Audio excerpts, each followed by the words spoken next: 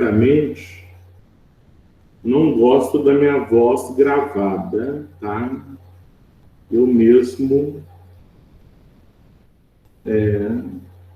não gosto de me ouvir, então por isso que eu não gosto de gravar, que depois eu mesmo não tenho paciência para me assistir. Mas vamos lá. Eu coloquei aí um pouquinho para vocês terem uma ideia do que é a história dessa função de professor coordenador pedagógico. Vocês têm conhecimento, sabem qual é a diferença entre projeto político pedagógico e projeto pedagógico? Coloquem no chat se sim ou se não, por favor.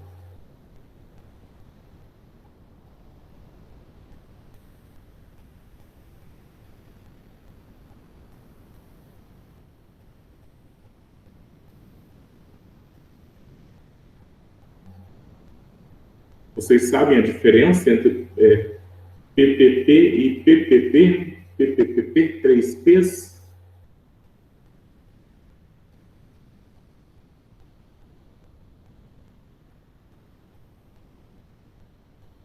Podem escrever, pessoal, pode ficar à vontade, que às vezes o que vocês escrevem, a ideia é a gente pegando para poder ir tirando algumas dúvidas e até construindo outros encontros, entendeu?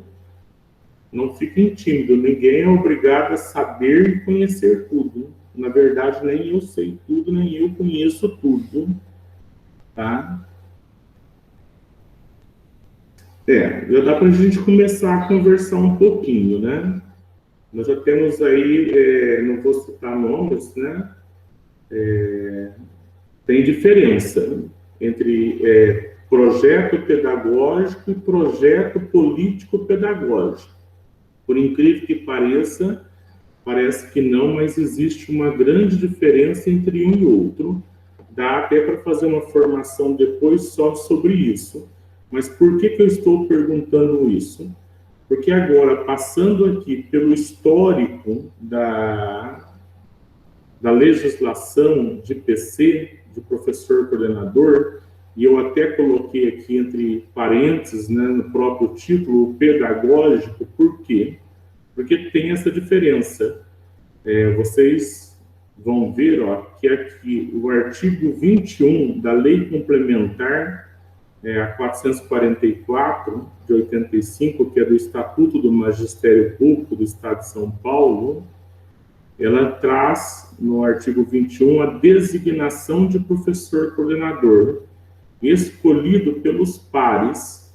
Só que observem que a primeira resolução que nós temos de professor coordenador, ela surge lá em abril de 1996, a resolução SE 28, e que na época tinha que se fazer uma prova escrita, depois apresentar uma proposta de trabalho, posteriormente a apresentação dessa proposta de trabalho pela própria resolução, nós tínhamos que apresentar essa proposta para os professores, para os pares.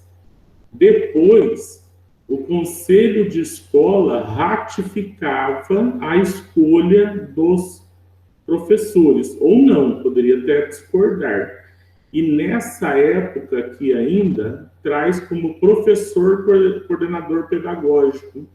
E por quê? Porque nessa época aqui, a própria resolução trazia muita questão do professor coordenador, que trabalhava muito em cima da proposta pedagógica, do projeto político pedagógico ainda na época. Então, a gente observa que nós temos aí uma série de resoluções, e essas resoluções elas vão se alterando com o tempo, embora às vezes uma pequena alteração, mas elas sempre vão trazendo alterações. E observem que em 97, já no ano seguinte, nós tivemos a resolução 76. E a resolução 76, ela traz a prova escrita, só que não mais na legislação, na resolução, a escolha pelos pares, pelos professores, e sim a escolha apenas pelo conselho de escola, tá? E ainda traz também ainda o conceito de professor coordenador pedagógico. E por que há essa mudança aqui de professor, da escolha pelos professores e a escolha pelo conselho de escola? Porque na época se verificou que a maior parte das escolhas de professores não era tanto pela competência ou pela qualidade do professor, e sim pela amizade, pela simpatia, e muitas das vezes, até nessa época, daquele professor coordenador que ia liberar a TPC, que ia fazer acordos, que ia fazer as trocas, que ia ser menos exigente, né, que ia ser mais compassivo com os seus colegas, com os seus pares, com os professores. Porém, o que a gente também tem que destacar aqui? Que o trabalho do PC, na verdade, no estado de São Paulo, ele não é um cargo, ele é uma função. E há uma grande diferença entre cargo e função. Porque se fosse cargo, teria que ter concurso e ingresso, como tem de diretor, tem de supervisor, de professor, de supervisor, de diretor, supervisor e professores, né? Então, observem que tanto o professor coordenador, ele é uma função, assim como o vice-diretor. Tanto é que vocês observam nos olerites de vocês que a gratificação é a mesma gratificação que tem o vice-diretor. Por quê? Porque ambos são funções, tá? E aí, voltando na parte histórica, nós observamos que por 3 anos continua ainda, então, como PCP, e em 2000 surge a Resolução 35, que traz à prova o Conselho de Escola e já traz uma nova nomenclatura, e não mais professor coordenador pedagógico, mas sim apenas professor coordenador, tá? Observem que eu entrei bem nesse meio aqui, né, em 1999. Eu fiz a prova e a gente tinha que fazer essa prova ano a ano, tá? Por quê? Porque se você quisesse mudar de escola, você tinha que ter a prova publicada, a sua aprovação no Diário Oficial, para depois você apresentar a sua proposta de trabalho para o Conselho de Escola. Em 2006, mantém aí a mesma ideia principal, há pequenas alterações. 2006 também, né, pequenas alterações nas resoluções. Em 2007, continua o processo seletivo, a entrevista individual, e aí muda o processo de escolha, e a escolha aqui pelo diretor de escola. Então, observem que nós tivemos até aqui já 3 fases, né? 3 diferentes tipos, ou seja, pelos professores, professores e conselho, só conselho, e aqui com o diretor de escola.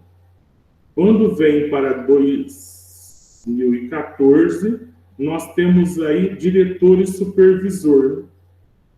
E, posteriormente, esse ano, né, a resolução SEDUC, que é a 3, de 11/1/2021, que traz o diretor, supervisor e até a possibilidade aí da participação do PCNP.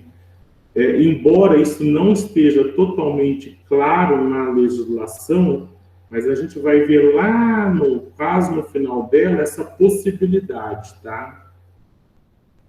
E por que que tem todas essas mudanças, né? Porque, como eu estava dizendo aqui no início, que era escolhido pelos professores, eles começaram a perceber que pelo conselho também não dava certo. Até mesmo porque a maior parte do conselho, 50% dele, é interno, né? São as pessoas que fazem parte da escola, que é diretor, que é o professor, é o funcionário, e a maior porcentagem desses 50% da composição do conselho de escola são de professores. E depois os outros 50% é o quê? Pais e alunos. E normalmente o que acontece? Como tinha muita manipulação também, né, a campanha, vamos assim dizer, eleitoral, então tudo isso tinha escolas, regiões que funcionavam bem e tinha regiões que não funcionavam muito bem, né? E como o estado de São Paulo é muito grande, muito complexo, o que acontece? Eles vão mudando e vão alterando. E hoje está num novo formato, que é o que a gente vê aí na resolução 3, da 75 para a 3, no mesmo esquema praticamente. Pessoal, se vocês tiverem dúvida, a Denise já pôs bastante coisa ali, ó, falando a respeito da proposta e do PPP, e realmente é por aí mesmo. Dá para a gente discutir isso num outro momento. E aí a gente vai trabalhar um pouco, na verdade, do que está previsto na resolução SEDUC 3, né? Que é a que dispõe sobre a função gratificada de professor coordenador e dá providências correlatas. Embora, pessoal, é muito complicado, e é complicado a gente assumir até esse papel. Oi? Tá bom. É muito difícil a gente, às vezes, até assumir esse papel de estar aqui com vocês. Por quê? Porque nem tudo que a gente faz ou que acontece dentro da escola está na lei. Está tudo ali escritinho, direitinho, nas entrelinhas. E quem se propõe a conversar, a falar, acaba se comprometendo. Mas nós vamos aí tocar o nosso barco, né? Daquelas legislações que eu passei também, todas as resoluções passaram por diversas alterações. Teve uma lá que eu estava contando, eu até tirei, mas ela teve quase umas 10 alterações, 10 outras resoluções alterando a resolução principal, né? Que nem deveria falar esse termo, resolução principal, mas a resolução primeira, que acaba acontecendo e que ano a ano eles vão alterando.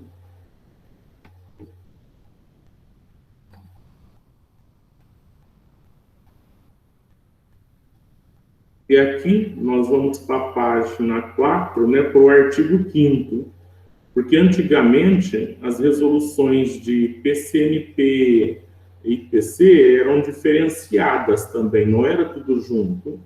E esse ano, o ano passado e esse ano, juntou tudo, né? PCNP, PC, PCA, tudo quanto é PC que foi aparecendo, jogaram aí, né? E aí nós temos nessa resolução, então, várias funções descritas nela. E a gente vai trabalhar aqui um pouquinho a questão da função do professor coordenador. E que, olha lá na letra A, qual é a primeira, né? O primeiro papel do professor coordenador? Atuar como gestor pedagógico.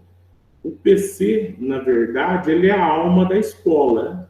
Por que a gente sempre usa esse termo, a alma da escola? Porque a escola só existe porque existe o aluno.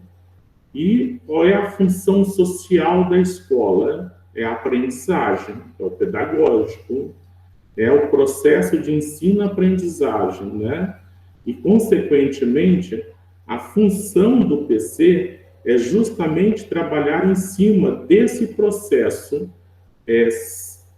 do professor ensinando e do aluno aprendendo. Se isso realmente, de fato, está acontecendo, de que forma está acontecendo, como está acontecendo, e aí começa a trabalhar a questão da competência para planejar. Por quê? Porque ensinar envolve o planejamento. Ninguém ensina sem planejar. Por mais que eu esteja aqui com vocês, não tenha elaborado um PowerPoint, não seja uma aula tão formal e etc., eu preciso planejar o que eu vou fazer, por mais simples que seja.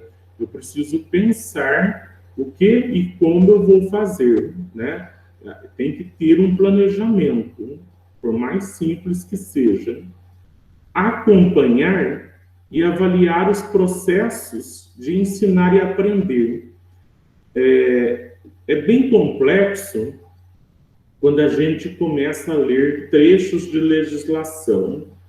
Estudar legislação não tem outra forma de ser sem ler a própria linha, o próprio texto. Porém, o mais difícil é o ler nas entrelinhas, né? É o que não está explícito e sim implícito, e muito mais além, é ler a intenção. Por quê? Porque quando a gente pega uma situação, por exemplo, que você vai ler a deliberação do Conselho Estadual, você tem uma indicação, e essa indicação, na verdade, é todo o histórico, todo o texto, toda a proposta, toda a sugestão, tudo aquilo que vai aparecer depois na lei, e que a lei vai ser o resumo. E no caso do Conselho Estadual, por exemplo, o resumo é a deliberação, que é mais enxuto, é mais conciso, mais objetivo do que a indicação. Só que muitas das vezes, para você entender uma deliberação, você precisa ler a indicação. Só que quando a gente fala em situações de algumas legislações, principalmente no estado de São Paulo, quando você pega uma resolução, não existe uma indicação de resolução. O que existe da resolução, na verdade, é no início os considerando, né? E esses considerando nada mais é do que a justificativa e o porquê da lei. E aí, quando a gente retorna aqui no artigo 5º, e que a gente estava aqui falando da competência para planejar, e chegamos aqui no acompanhar e avaliar os processos de ensinar e aprender, aqui nós temos um dos grandes problemas do PC. Alguém sabe qual é esse problema do PC?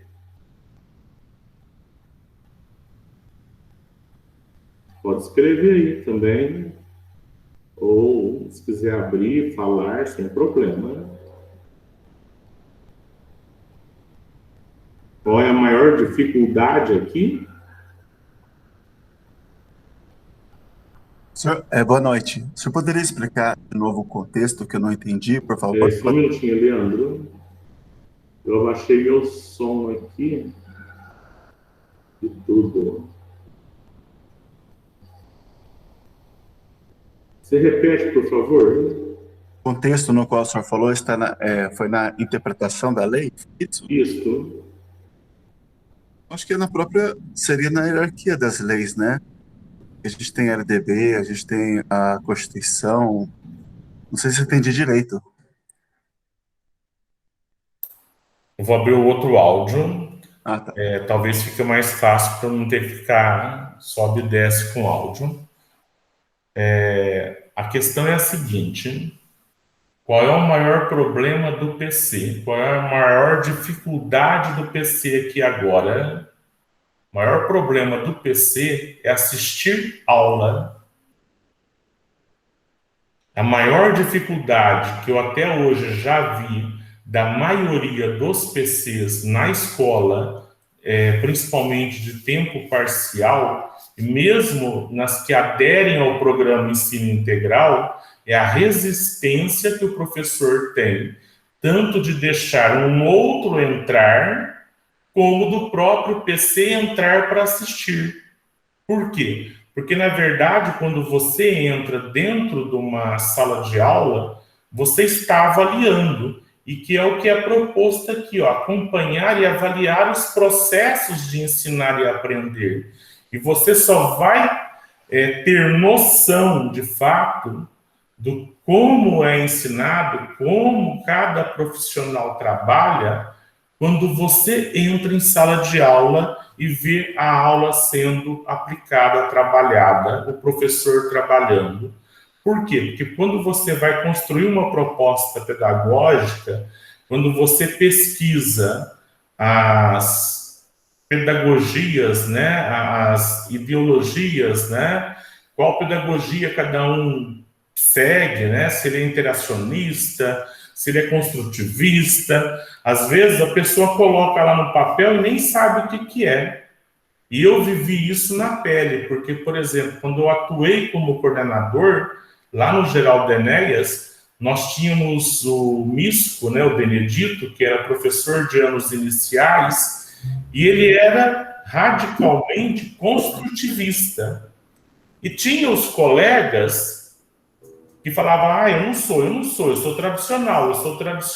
Isso naquela época eu disse aí de 1999, né, pessoal?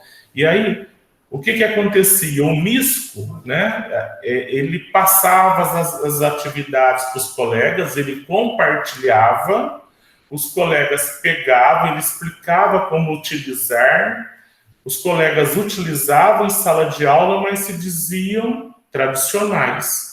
Enquanto, na verdade, quando eles faziam aquilo que o Misco passava para eles e dava as dicas de como trabalhar, de como utilizar aquele material, na verdade, ele não estava sendo mais tradicional, ele estava sendo já construtivista.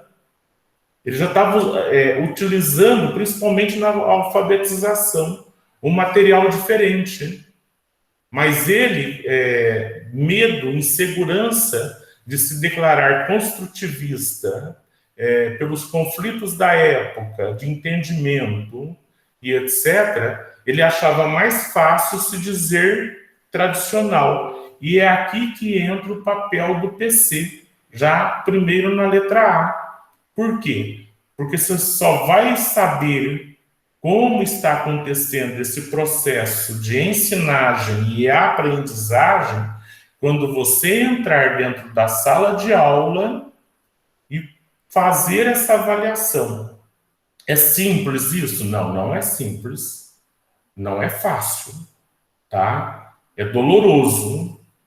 É doloroso por quê? Porque eu tenho que estudar mais, eu tenho que me aprofundar mais, porque depois dar uma devolutiva e intervir nesse processo, eu tenho que ter sutileza, uma delicadeza, né? Que eu tenho que ter para chegar no colega e falar, olha, não é assim, precisa ser feito de tal jeito, olha, isso precisa ser melhorado, isso precisa ser aperfeiçoado.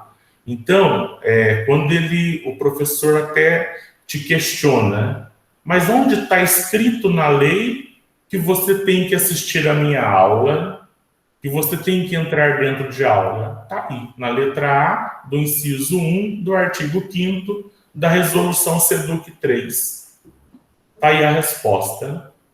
Bem como o desempenho de professores e alunos.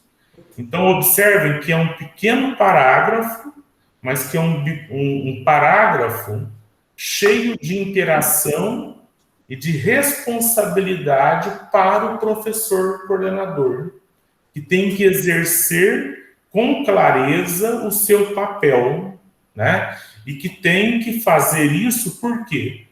Porque o fruto do seu trabalho vai ser o resultado para o aluno, né? Todo o resultado do aluno acaba passando também pelas mãos do TC.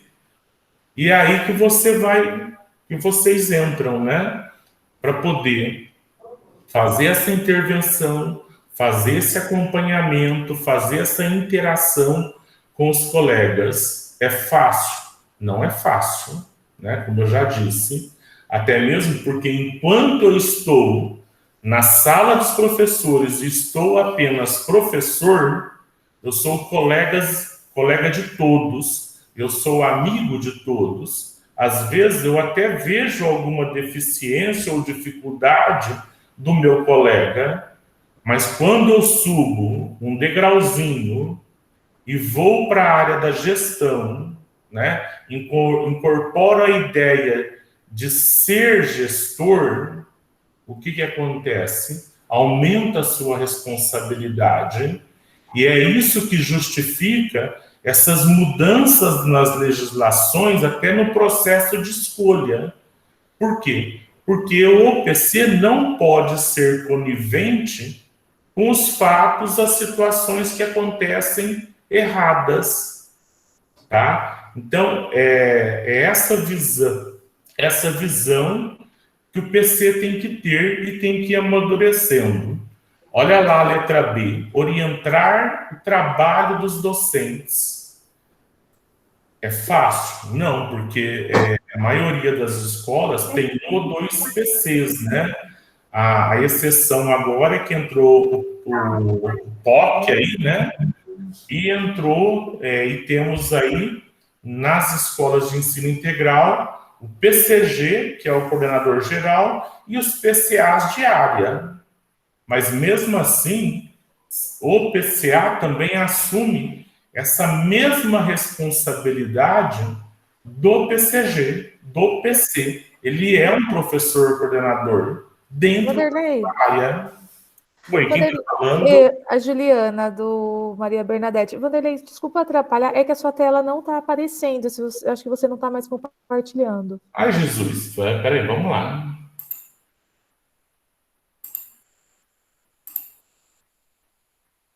Eu não tinha tirado para descompartilhar. Vamos lá, vamos lá. Agora sim, obrigada.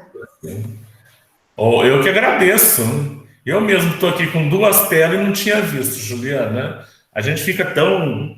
os outros falam que é fácil, que eu falo fácil, mas não é. Ó, o ombro está até com peso. Acho que eu estou com um saco de arroz aqui de 50 quilos nas costas. A gente fica tenso, pessoal, não tem como. Porque é o que eu disse, né? Assim como eu estou falando da responsabilidade de vocês aqui, a gente acaba assumindo uma responsabilidade também, né? E aqui a letra B, onde eu estava, né? Orientar o trabalho dos docentes nas reuniões pedagógicas e no horário de trabalho coletivo.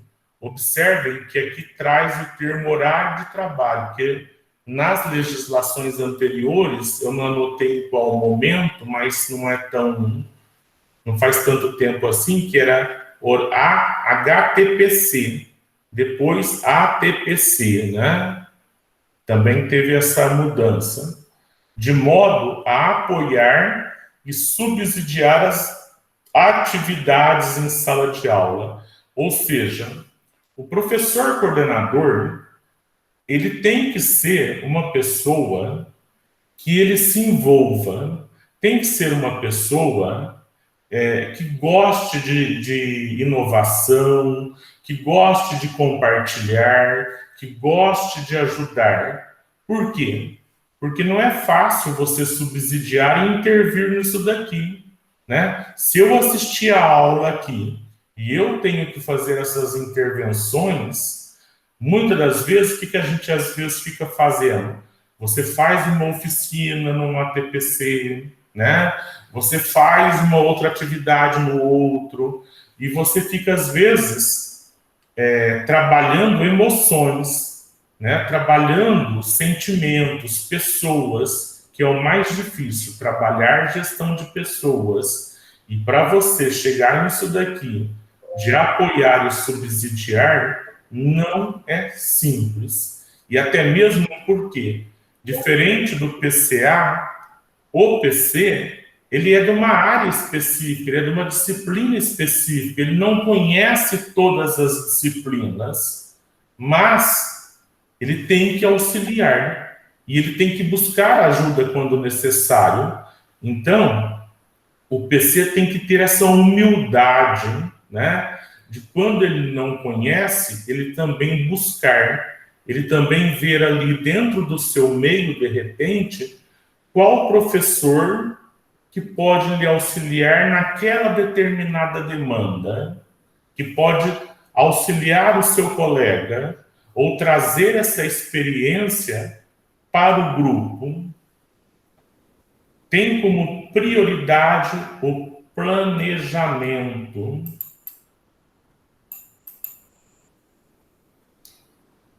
Vou tentar ampliar mais um pouco. Opa!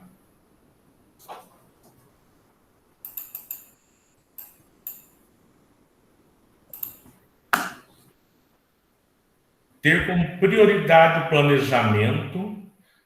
Dentro da escola, a gente já começa o ano planejando. E tudo tem que ser planejado.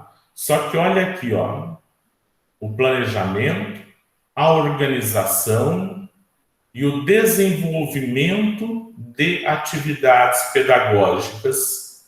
Isso daqui parece que lembra alguma coisa, né? Alguém lembra aí o que lembra isso?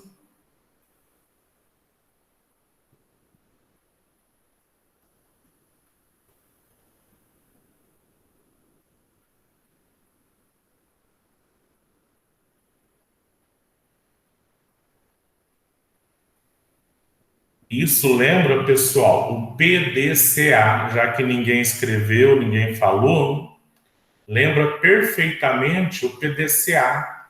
Por quê?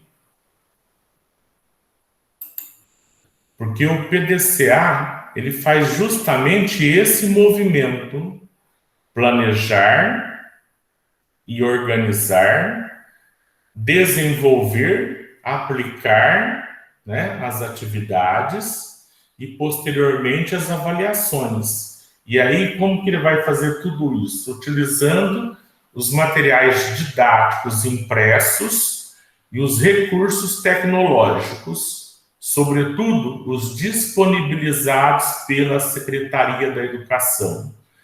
Então, quando um professor perguntar para você, tá, eu sou obrigado a usar o currículo?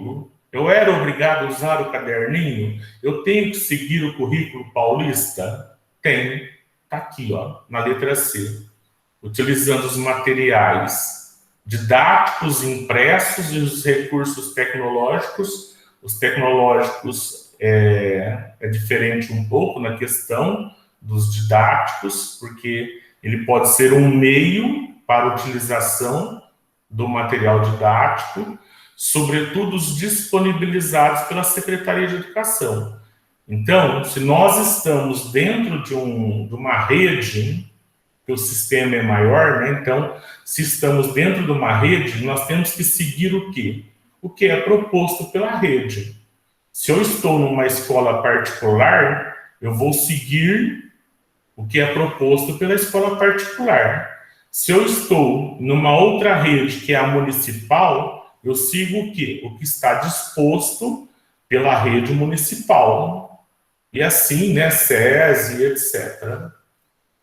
Apoiar a análise de indicadores de desempenho, ou seja, não é, tá? Vou repetir 2, 3 vezes, não é de responsabilidade do PC fazer o conselho de classe da escola. Conselho de classe da escola é de competência do diretor, que ele pode até delegar a outra pessoa, no caso, principalmente o seu vice, né? Mas não é de responsabilidade do PC. O PC ele tem que participar E quando ele participa do conselho de classe, ele faz o quê? A análise disso daqui, ó. Indicadores de desempenho, indicadores de frequência, tá? Dos estudantes para a tomada de decisões, visando favorecer melhoria da aprendizagem e a continuidade dos estudos.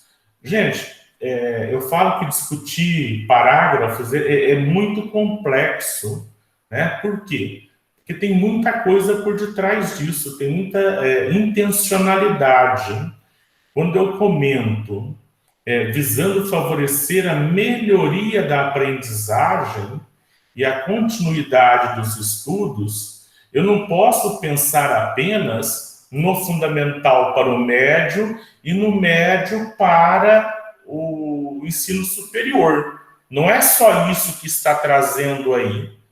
O aluno está lá no 6º ano, ele consegue continuar dentro do próprio ano ou para o ano seguinte, se ele não tiver determinado conhecimento, se ele não desenvolver determinadas competências e habilidades. Não é isso que a gente verifica? Muitas das vezes o PC do ensino médio, o aluno chegou aqui, ele ainda não sabe fração, ele ainda não sabe proporção, ele ainda não sabe não sei o quê. E da onde que ele aprende tudo isso? Lá atrás, aonde não foi verificado esses indicadores de desempenho. Só que verificar indicador de desempenho não é apenas ver números, né? Porque matemática e estatística trabalha muito com números, mas nós na educação trabalhamos com seres humanos. Então, cada aluno é um aluno que a escola pública aprova, que conclui seu curso analfabeto, é um aluno com menos chance na vida, na sociedade. Então, consequentemente, é aí que eu chamo a responsabilidade do PC, né? E principalmente de estar favorecendo. E é uma coisa que a gente trabalha muito dentro do programa Ensino Integral. Desculpem, pessoal, em vários momentos eu vou estar citando o programa Ensino Integral. Primeiro, porque eu sou apaixonado pelo programa. Segundo, por quê? Porque eu sou responsável pelo programa dentro da diretoria de ensino. E eu defendo ele mesmo com unhas e dentes, tá? Porém, não brigo por causa. Mas, o que acontece? E por que a gente vê o sucesso do aluno dentro do programa? Porque ele está mais próximo da ideia do que é proposto aqui, ó. Essa melhoria da aprendizagem.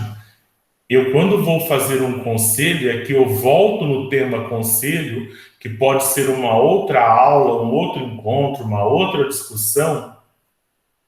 Eu não vejo apenas número 1. Tudo bem. Número 2, tudo bem. Número 3. O número 3 está cheio de vermelho. O número 5 está cheio de vermelho. O 6 está tudo bem. Será que está tudo bem?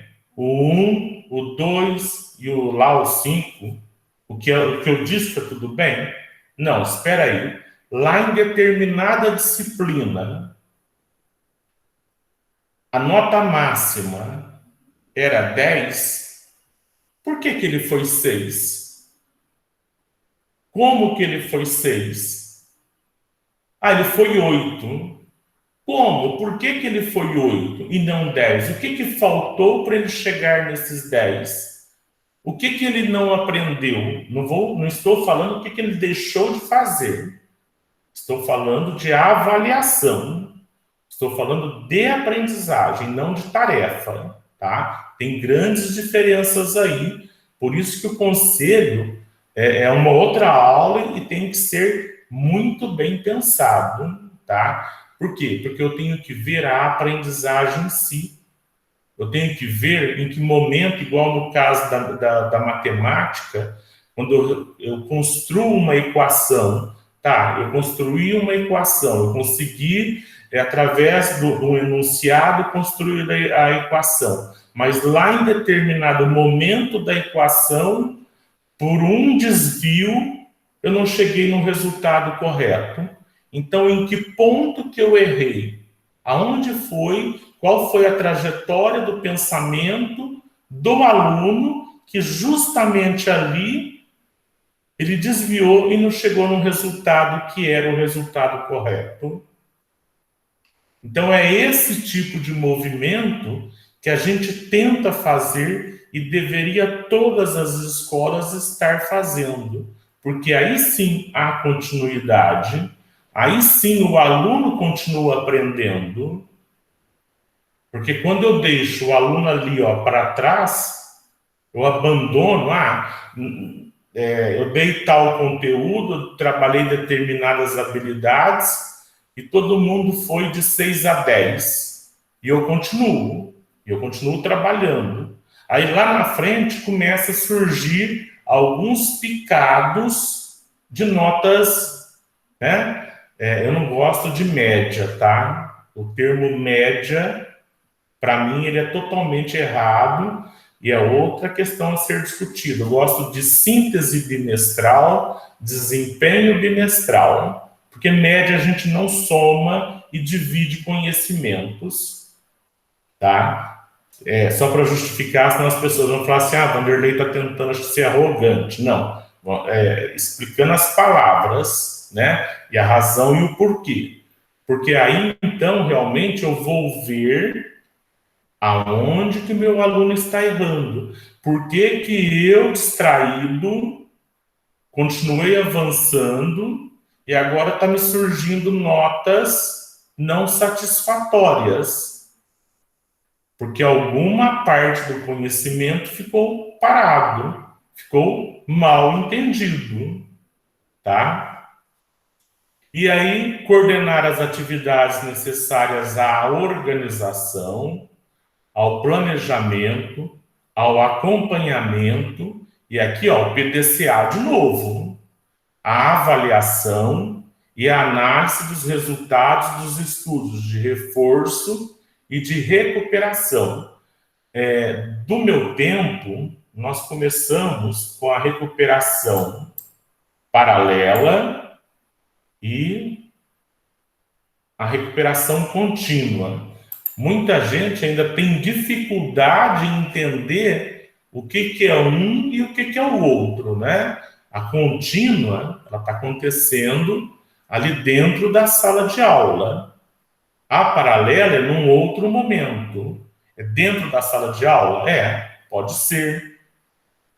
Porém, ela pode acontecer em outros momentos. E a recuperação paralela, pessoal, ela tem que estar registrada em diário de classe, tá? Por que eu estou dizendo isso?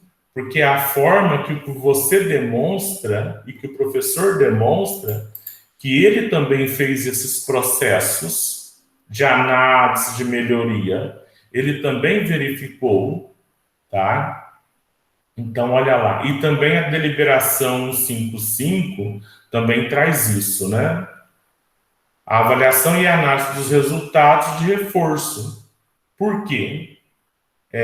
Porque a ideia é que todos avancem. A ideia não é simplesmente fazer com que todos sejam apenas aprovados com aquela mentalidade de progressão continuada, né? Mal interpretada principalmente. A ideia é a aplicabilidade da progressão continuada, tá? Esse movimento do aluno estar constantemente aprendendo.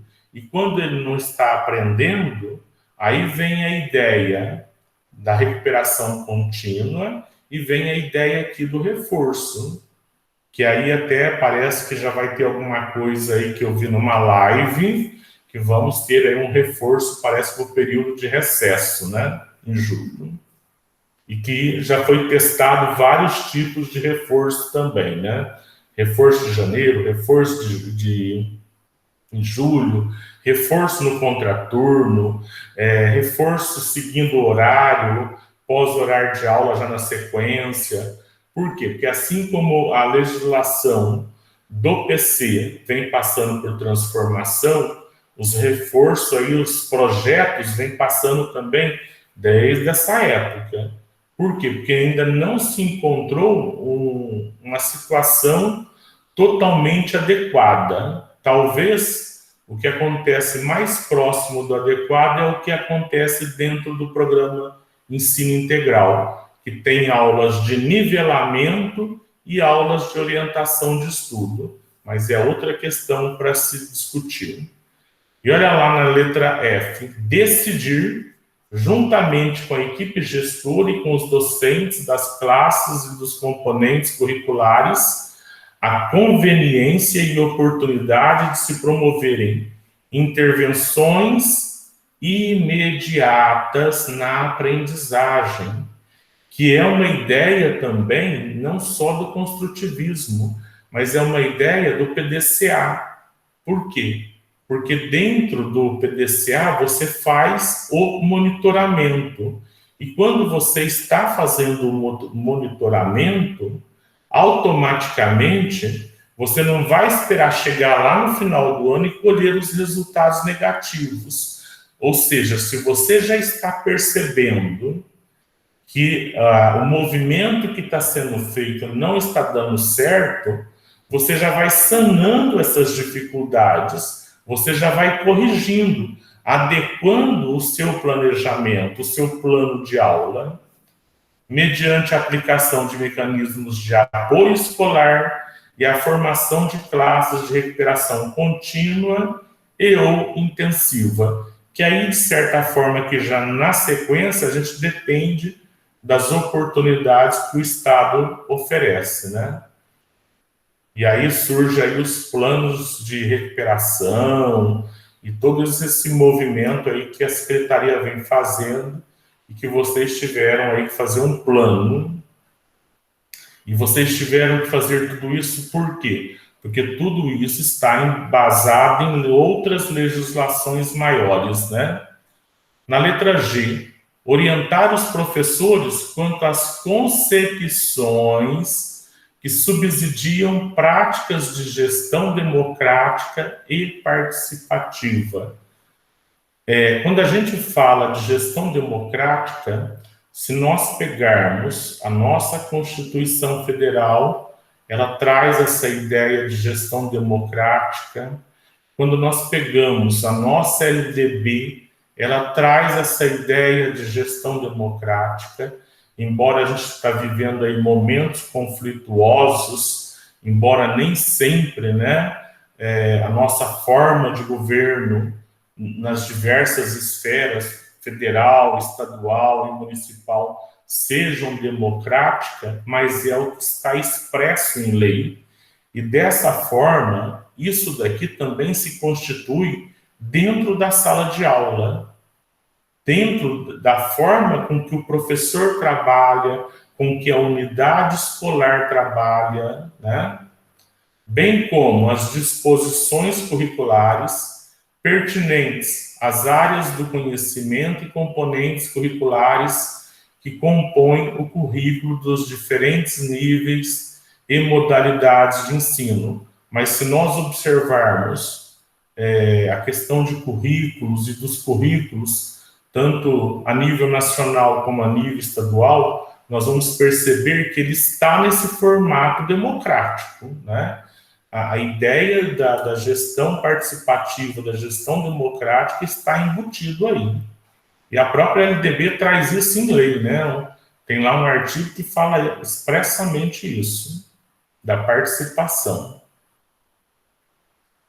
Coordenar a elaboração, o desenvolvimento, o acompanhamento e a avaliação da proposta pedagógica. Então, olha só, quem vai zelar por isso, quem vai coordenar essa elaboração é o PC. Quem vai coordenar o desenvolvimento dela, se ela está sendo um documento utilizado ou se ela está sendo um documento burocrático, apenas foi feito porque todo mundo diz que a escola tem que ter uma proposta pedagógica, ou se ela é uma proposta viva, tá? Proposta pedagógica pode ser alterada durante o ano, pessoal, falando nisso? Podem escrever aí, se for o caso.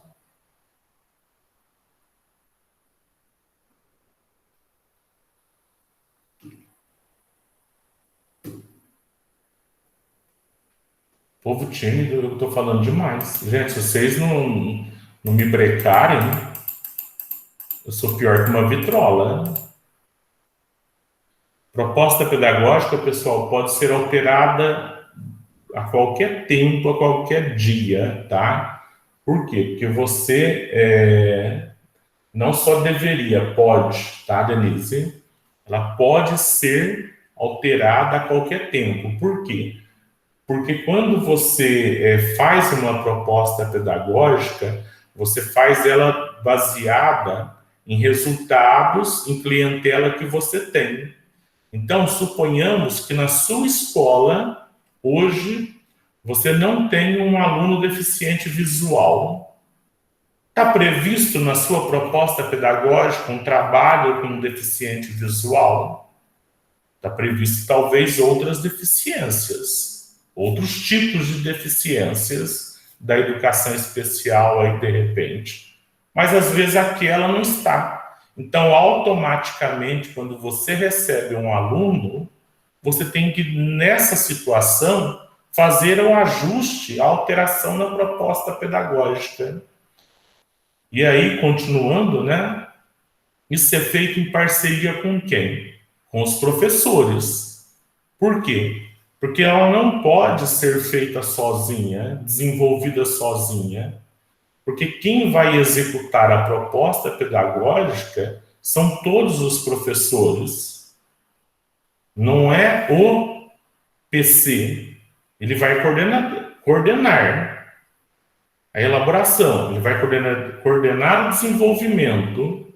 Então, quem tem que verificar isso? Se isso está condizente com o plano escolar, se está condizente com o plano de aula, se está condizente com os registros do diário de classe, é o PC, né? E demais gestores da unidade escolar, mas isso sempre é foco do PC, em consonância com os princípios de uma gestão democrática, participativa e das disposições curriculares, bem como os objetivos e metas a serem atingidos.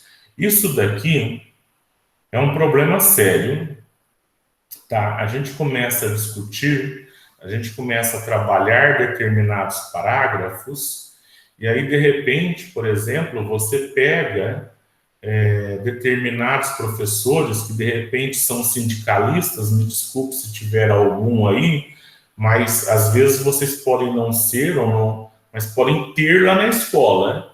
E ele quer fazer o trabalho daquele jeito, com aquela linha de raciocínio dele, daquela forma, e ele não abre mão daquilo ali. Só que é o que está aqui, ó. Por quê? Porque a gestão tem que ser democrática, participativa e condizente com as disposições curriculares. Nós somos uma rede e temos que seguir o quê? O que a rede propõe. Então, a proposta pedagógica, ela tem que estar em consonância com o que é proposto pelo currículo, pelos documentos orientadores. O documento não pode ter uma coisa e na proposta ter outra. Por isso que, muitas das vezes, parte da proposta pedagógica, quando você vai olhar, é cópia da legislação, é cópia dos documentos. Porque, na verdade, acaba tendo que ser isso mesmo. Acaba não tendo muito como você reescrever determinados itens, artigos, parágrafos e assim sucessivamente. Tornar as ações de coordenação pedagógica um espaço dialógico e colaborativo de práticas gestoras e docentes, Olha, gente, esse espaço de dialogicidade, esse espaço de colaboração, depende muito do coordenador também, das estratégias que ele vai utilizando, da forma com que ele vai conquistando a sua equipe, né? Porque muitas das vezes hoje, o que acontece? O PC que é escolhido, que é colocado, que é selecionado, não é aquele PC que os professores querem ou se simpatizam corretamente. Há pouco tempo eu fui numa escola que eu supervisionava, hoje já não supervisiono mais, e aí o que aconteceu? Era para escolha de PC. E quando eu cheguei lá, a diretora fez questão de me dizer, olha, o que os professores querem é o professor fulano. Eles já escolheram. Não, espera aí, nós não chegamos aqui com decisão pronta. Nós chegamos aqui para fazer uma entrevista. E quando nós vamos fazer entrevista, nós seguimos o roteiro. Inclusive, eu tenho para a escola de tempo parcial um roteiro meu, que eu utilizava, né, de algumas questões específicas minhas e de questões específicas até então da Resolução 75, tá?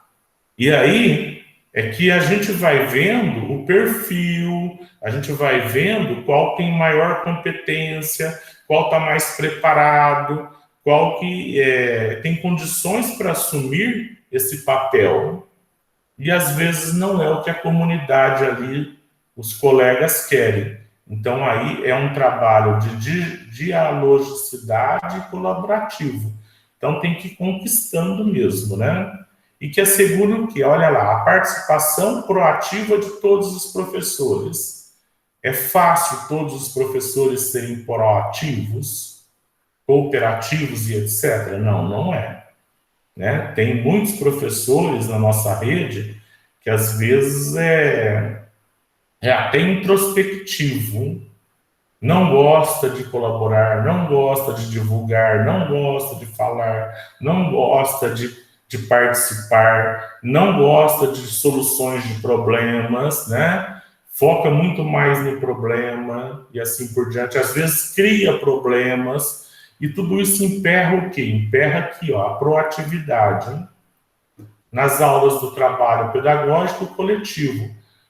Tem muita gente, um exemplo aí, é que às vezes faz um determinado trabalho, né, lá na sua disciplina, cria uma aula, um material diferenciado, depois ele não quer replicar isso para os colegas. Ele não quer passar isso para frente. Tem gente que é muito individualista e muito egoísta. E dentro da nossa rede, dentro da proposta do Estado, não é isso. E também não é do ensino integral. Piorou para o ensino integral, né? Promovendo situações de orientação sobre práticas docentes, de acompanhamento e avaliação das propostas de trabalho programadas. Observem que aqui nós temos que promover justamente isso. O ATPC, o HTPC na época, era uma solicitação antiga da própria rede, solicitando um tempo de estudo, solicitando formação. E aí, quando surge lá em 1999, 1996, aí, os HTPCs, o que acontece? Aí o pessoal começa a querer driblar, começa a querer fazer trocas, acertos, né? E hoje, quando a gente tem esse amontoado, né, essa quantidade de ATPCs, e que a gente sabe, né, eu concordo que existe um certo excesso, existe uma falta de tempo, às vezes, para a própria escola, para verificar as situações específicas da escola e etc. Mas tudo isso é fruto do quê? Do que foi reivindicado lá atrás. Assim como hoje se propõe o programa ensino integral para determinadas escolas e o professor atuar em uma única escola, nós ainda vemos professores reclamando de ter que trabalhar, de ficar as 40 horas dentro da escola, hein? Só que também é uma reivindicação antiga, também é uma coisa que vem lá de trás, essa solicitação. E aí, quando o Estado está oferecendo, surge como se fosse uma imposição, né? E aí, o que mais? A vivência de situações de ensino, de aprendizagem, de avaliação, ajustadas aos conteúdos e às necessidades. Por que se ajustadas aos conteúdos e às necessidades? Principalmente as necessidades, né? Que eu gostaria de discutir aí rapidamente isso, porque, na verdade, nós, professores, temos o hábito de pegar os nossos alunos, né? Eu estou dando aula lá para o 7º ano A, 7º ano B, 7º ano C. Eu já trabalhei determinado conteúdo, determinada competência, habilidade lá, tudo direitinho, tudo casadinho. Eu pego e faço uma avaliação, as 3 séries iguais. É a mesma avaliação, vou lá e aplico. Será que as 3 séries são iguais? Não. Não somos homogêneos. Será que o 7º ano igual, 7º ano A, somos todos iguais? Também não. Vocês devem estar pensando aí, poxa, o Vanderlei está falando demais e acho que nunca entrou dentro da sala de aula, né? E deve estar pensando que a gente vai fazer uma avaliação para cada aluno. Também não é isso. O ideal poderia ser isso. Mas eu não posso igualar todos os meus alunos. Eu tenho alunos em tempos diferentes, em momentos diferentes, conhecimentos diferentes, e vamos mais além. Nós temos alunos da educação especial, ou temos alunos que não são da educação especial, mas que têm determinadas dificuldades de aprendizagem, né? E aí eu pego e uso até minha esposa como um exemplo, quando ela estava lá no Helena, e que ela tinha um aluno DI dentro da sala de aula. E toda vez que eu estava ajudando ela a passar as notas, a fazer o diário de classe, a digitar não sei o quê, e etc, etc, eu comecei a perceber que esse aluno sempre com a nota vermelha, né? Sempre ele estava com a nota vermelha. Aí eu comecei a falar, me dá essa avaliação, deixa eu analisar essa avaliação. E aí o que aconteceu? Quando eu pegava as outras ou uma outra avaliação qualquer, eu via que a avaliação era a mesma. Que de repente seja a mesma. Mas eu não posso avaliar esse meu aluno da mesma forma que eu avaliei o outro. Eu tenho que avaliar esse com ele mesmo, para poder ver aonde que ele avançou. E aí eu comecei a trabalhar com a minha esposa a ideia dessa avaliação individual dele, né? Por quê? Porque se eu continuo dando só nota vermelha para ele, eu não estou trabalhando a autoestima dele, eu não estou mostrando nenhum avanço para ele. Ele continua sempre vai ser vermelho? Não, dentro das possibilidades dele, ele aprendeu, ele avançou. Se ele aprendeu, se ele avançou, ele pode ser um 7, ele pode ser um 8. Por que não? Ou até um 10. Depende da situação específica desse aluno. Tá? Então, e também já vi discussões em conselhos por causa disso, tá? Eu mesmo fui vítima e presenciei isso quando estava em sala de aula Por quê? Porque os colegas não entenderam como que eu avaliava e como que eu fazia as minhas atividades e como que eu trabalhava com os meus alunos. Nós tivemos que parar e eu explicar. Não vou aqui me deter e querer contar toda a situação, porque senão a gente vai perder muito tempo e a hora vai passando, né? E nós já estamos aqui há 1 hora e a ideia não é estender muito também. É a gente tentar fazer encontro meio rápido, para que não fique cansativo para vocês, principalmente aqueles que já trabalharam aí as suas 8 horas, bem como as práticas metodológicas utilizadas pelos professores. E aqui eu falei do quê? Das metodologias. Eu tenho que trabalhar metodologias diferenciadas, em muitas situações. Abordagens multidisciplinares. Olha aqui que está muito além, está aquém, né? Além do interdisciplinar, né? Que não é fácil. Os professores têm muita dificuldade de trabalhar isso. Então, muitas das vezes, o PC tem que trabalhar o que é uma coisa, o que é outra, como trabalhar, como aplicar aquilo ali. E aí até uma situação, né, que eu fiz uma vez lá no Helena, como professor coordenador, que eu via muita dificuldade de sequer o interdisciplinar. E aí eu peguei num ATPC, eu comprei a batata da Helma Chips, né, levei os pacotinhos, espalhei pela sala, né, para os professores chegarem e sentar, né? E normalmente, naquela época, os ATPCs, HTPCs, né, ainda também na época, eram no horário de almoço, então todo mundo estava com fome, e se a gente deixasse, queriam comer e não participaram ou prestar atenção no ATPC. E aí, o que aconteceu? Quando eu coloquei isso, eles ficaram ariscos. Poxa, o Vanderlei colocando isso, ele não deixa a gente trazer ou comer aqui na hora, agora Vanderlei colocando isso para a gente. E aí começou um abre, outro não abre, um desconfiado, o outro perguntou se podia comer, se podia abrir. Aí eu deixei a coisa acontecer enquanto eu estava finalizando as organizações ali, o ATPC.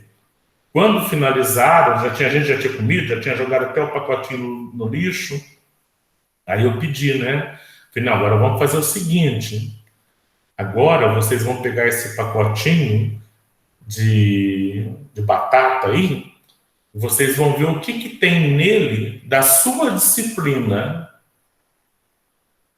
E quando cada um começou a ver o que tinha de educação física, o que educação física poderia trabalhar, o que ciências poderia trabalhar, o que português poderia trabalhar, o que arte poderia trabalhar, o que geografia, história e assim por diante, eles começaram a perceber, por exemplo, já um pouquinho do interdisciplinar, né, de como desenvolver através de um único material, de um único texto, né, porque querendo ou não, a embalagem é um texto, né, tanto visual como escrito, e aí eles começaram, mas é isso, então, olha, às vezes é o que a gente precisa fazer no ATPC, é um movimento que você vai fazendo com o professor, porque às vezes quando você vai explicar o que é, ele tem dificuldade também de entender.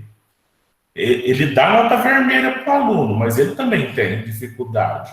E aí, quando você faz esse movimento, na prática, ele começa a vivenciar, fica mais fácil. Porque muita gente tem muito mais facilidade com o concreto do que com o abstrato. E não aceita isso, não admite isso. A divulgação e o intercâmbio de práticas docentes bem-sucedidas, que aqui é a questão para nós no PEI, é a replicabilidade, que é o que vai amarrando com o que tinha aqui em cima também, né? Em especial as que façam uso de recursos tecnológicos e pedagógicos disponibilizados na escola.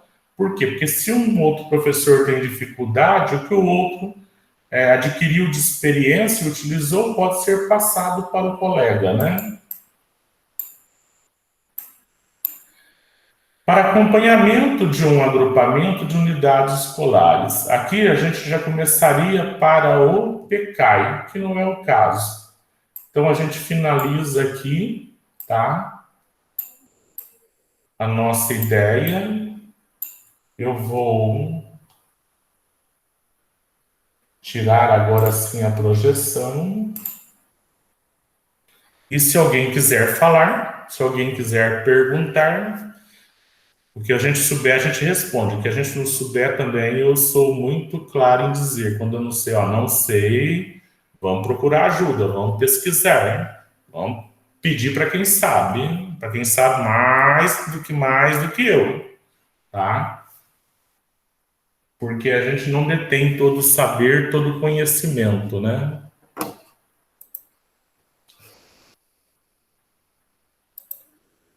Não sei se era o que vocês esperavam, né?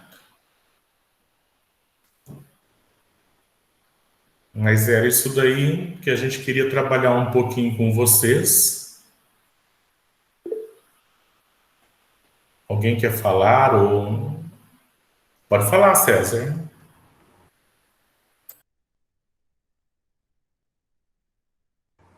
César, seu microfone está fechado. Oi, Vanderlei, aqui é o César, da escola MBA. Prazer falar contigo. Tá me escutando? Ah, tá. Então, eu gostaria de saber a sua opinião, em que caminho a educação está caminhando, está indo, né, para o futuro, num projeto transdisciplinar, multidisciplinar, interdisciplinar, porque se fala muito em outros países, né? Eu vi umas reportagens assim na Europa, eles tentam fazer o transdisciplinar, né? O aluno aprende a disciplina sem perceber, ele aprende, ele obtém o conhecimento sem perceber a disciplina em que ele está envolvido. Então, eu gostaria de saber sua opinião sobre isso, se você acha que nós chegaremos nesse ponto, ou estamos caminhando para isso. Olha, César, eu sou super adepto e acho que é o correto, até mesmo porque, na verdade, até agora nós estamos acostumados ainda a trabalhar com caixinhas, né? O professor de história quer trabalhar só história, o professor de geografia quer trabalhar só a sua disciplina, e assim sucessivamente. E aí o que acontece? Nós, enquanto seres humanos, enquanto cérebro, enquanto pessoas pensantes, nós não somos caixinhas, né? Nós não somos fragmentados dessa forma. E o que acontece às vezes na realidade? Até a gente começa a perceber que às vezes você lê um texto hoje e amanhã você lê um outro, ou você ouve uma outra opinião e você fala, nossa, isso tem a ver aquilo com aquilo. E às vezes a gente mesmo não tinha feito essa ligação. Mas por que eu, Vanderlei, por exemplo, não tinha feito essa ligação? Porque eu não fui trabalhado dessa forma. O meu processo de alfabetização e de escolarização foi lá na década de 80, onde ainda nem se falava direito no construtivismo. Eu fui alfabetizado com a cartilha Caminho Suave. Então, às vezes, eu mesmo me pego silabando as coisas, e às vezes até a fala, e eu tento corrigir isso. E eu acho que isso tem a ver justamente com o que você está perguntando, entendeu? Por quê? Porque à medida que a gente vai mudando a nossa forma de trabalhar com o aluno, a gente vai percebendo o resultado, né? Quando você vai vendo o aluno falar, o aluno participar, o aluno apresentar, o aluno não fazer a prova escrita, mas quando a gente chega numa culminância, né, principalmente no programa de ensino integral, mas agora também nas parciais, né, e que você vê o aluno construindo tudo isso, é que você fala, bom, acho que a gente está tendo uma mudança, acho que a gente está caminhando para algo melhor, que seria o que você colocou, a trans, né, porque na verdade é tudo isso daí. Um texto, ele não deveria ter sido fragmentado, Então, a ideia de, até mesmo de alfabetizar com o abecedário e alfabetizar lá direto, já com a leitura, já com palavras e etc., tudo isso vai mudando a forma de pensamento do aluno, de interação, diferente de nós. Então, eu vejo dessa forma. Não sei se fui claro, se respondi para você. E é por isso que eu acredito bastante nesse movimento do programa e nessa... principalmente até vai acontecer agora, né? Nós vamos ter um problema aí pela frente. Por quê? Porque até o professor entender a ideia dos itinerários, até ele entender a distribuição ou atribuição de aulas, vai ser um pouco complexo, né? Eu acredito que nós vamos ter aí um ano e meio de turbulência nesse movimento todo. Acredito que depois, quando o pessoal já começar a entender, visualizar, trabalhar no itinerário como se trabalha praticamente nas eletivas, porque nós percebemos que tem mais ou menos aí a mesma proposta, aí nós vamos começar a colher frutos melhores, no meu ponto de vista. Entendeu? Ok, muito obrigado, viu, Vanderlei? Eu acho que você tocou nesse ponto do novo ensino médio também, né, que eu acho que caminha nesse sentido, né, de fundir as habilidades, as disciplinas, e talvez nós vejamos um pouco disso mesmo, né, dessa... uma disciplina contemplando outros saberes, sem que nós possamos perceber, né, o que aprendendo, mas sem um rótulo sem colocar um rótulo naquele professor ou naquela disciplina. Eu compartilho das suas ideias. É interessante, César, que teve um período que eu dei aula no Maria de Lourdes, 1997, né? Tô ficando bem velho mesmo, 97, 98 ainda, e eu dei aula na EJA. E eu me recordo muito que em história a gente explicava lá a linha do tempo, né? O antes de Cristo, depois de Cristo, e etc. E às vezes para o aluno é meio complicado isso. E aí o que aconteceu? Você pega já mentes cansadas, pessoas que foram alfabetizadas bem antes de mim, né? E aí o que aconteceu? Eles tinham uma prova de matemática, e eu percebi que eles não estavam dando muita atenção naquele dia para a minha aula. E aí eu peguei e perguntei para eles, assim, olha, o que está acontecendo, que hoje eu estou percebendo que vocês não estão ligados na minha aula. Ah, professor, sabe o que acontece? Hoje nós temos aí na última aula uma prova de matemática, nas duas últimas, e nós não entendemos. E a prova, eu lembro que era de sinais, regras de sinais, de mais e de menos, né? E que aí eu peguei e falei assim, tá, então vamos fazer um combinado? Eu vou dar minha aula até tal hora eu paro, eu não sou professor de matemática, mas vou tentar ajudar vocês. E aí eu trabalhei, primeiro, um pouquinho dessa ideia do mais e menos positivo e negativo, usando a linha do tempo. E depois, o que eu fiz com eles? Falei assim, vocês querem entender mais ou menos essa ideia de mais e menos? Vamos fazer 2, 3, 4 listas aqui na lousa. O que vocês vão comprar na farmácia, no supermercado, não sei na onde. Vamos fazer agora uma outra listinha aqui na lousa do salário de vocês, um exemplo. Quanto que vocês recebem, se vocês têm outra fonte, se você faz um bico e etc. E aí eu comecei a trabalhar aquilo ali com eles. Olha, isso aqui é positivo, isso aqui é negativo, isso aqui é negativo, mas quando você soma tudo, aparentemente isso aqui acaba sendo mais, né? Você está somando. Aí eu fiz a regra de sinais, fui trabalhando com eles. Eu lembro que no final eles falaram assim para mim, nossa, professor, mas era isso? É só a gente fazer isso? Eu falei, ai, Jesus, agora é rezar para que dê certo na prova, né? E aí chegou na hora do recreio, eu falei para, na época, se não me falha a memória, era a professora Catarina. Eu falei, Catarina, ó, não sei se eu fiz merda hoje, mas eu não aguentei, tá? Eu acabei ajudando, explicando para os alunos, fiz isso, fiz assim, assim. Falei, ó, é mais ou menos o que eu entendo, tá certo? Ela falou, tá. E você explicou de um jeito diferente do meu. E aí eles foram bem na prova. Então, olha só, eu consegui conciliar um pouco do meu conhecimento, um pouco até do conhecimento de história com matemática. E aí, eles conseguiram, eles entenderam utilizando até uma outra forma, aparentemente simples, mas que às vezes você tem que mudar, e por isso que às vezes até a gente fala, né, a linguagem do aluno é mais próxima do que a nossa, né?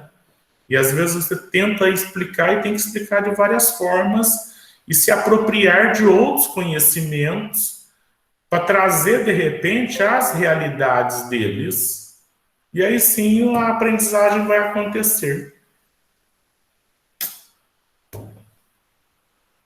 Muito obrigado, muito bacana o que você De falou. nada, Obrigado. pessoal. Se tudo correr bem, a gente vai marcar uma outra na quinta-feira que vem, tá? Eu vou ver se eu consigo organizar aí minha semana, que está corridíssima, mas a ideia depois também a gente está vendo algum dia que é melhor para todos, mas a proposta é a gente poder estar fortalecendo aí para vocês, beleza? Se ninguém tiver mais nada, vamos jantar, né? Para quem não está na escola. Eu queria só agradecer, Vanderlei. Obrigadão, Michele. Obrigado, Também pessoal. Prazer. só agradecer. Obrigado, viu? Foi muito válido. Muito E qualquer válido. coisa, pode sugerir lá no grupão para a Késia também. Ó, nós estamos com dificuldade nisso. Será que consegue? Porque às vezes o que a gente pensa em trazer para vocês, porque tem LDB, tem ECA que a gente poderia discutir, tem um tema também que eu acho interessante, que aí seria mais ou menos um compilado de algumas legislações, né? É aquela ideia, é dia de ATP, de conselho de classe, eu tenho que participar? Eu tenho acúmulo de cargo, onde que eu vou? Sou obrigado a participar? E são temas, situações que principalmente aí o pessoal da escola parcial enfrenta muito, né? São dilemas aí, e que a gente pode trazer aí para discutir, para mostrar o que está previsto na lei, beleza? Boa noite, pessoal, muito obrigado. Boa noite. Boa noite, obrigada.